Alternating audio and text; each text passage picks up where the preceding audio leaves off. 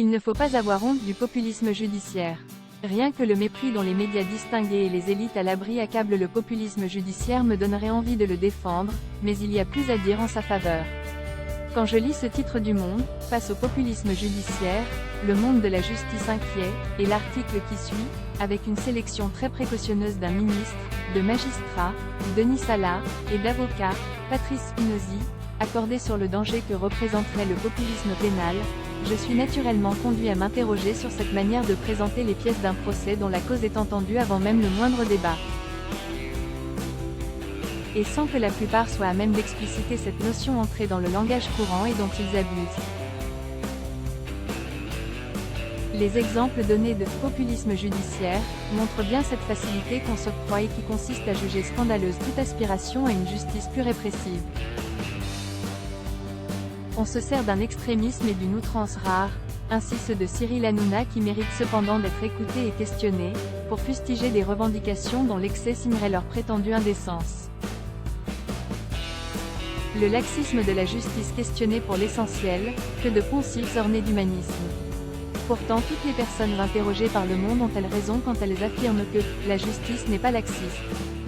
Si, globalement, elle ne l'est pas, on peut cependant faire état de multiples exemples qui permettent de comprendre l'émoi, voire l'indignation civique à la suite de certains jugements ou arrêts.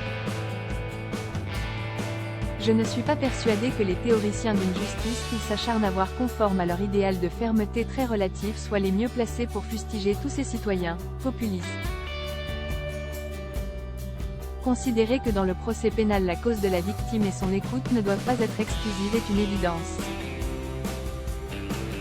Mais de là à leur dénier un rôle fondamental dans l'élaboration de la sanction à venir, cela relève d'une absurdité qui n'est destinée, à nouveau, qu'à déplacer le point d'équilibre de l'audience criminelle vers l'accusé.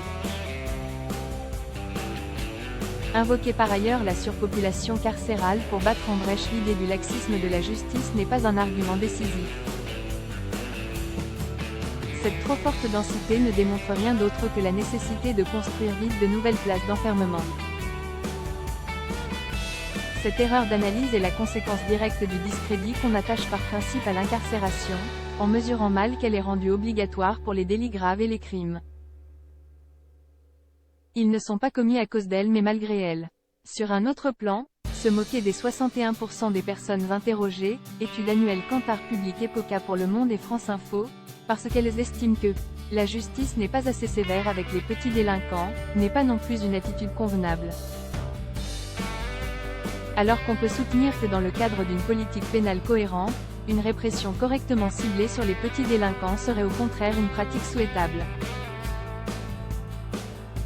La majorité ordinaire abandonnée. Je pourrais faire référence à d'autres débats qui tourneraient systématiquement en dérision le populisme judiciaire, qui au fond n'est que l'attente impatiente d'une autre justice et le sentiment angoissé que l'actuelle n'est pas à la hauteur de ce qui sourdement ou de manière explicite surgit des tréfonds du pays.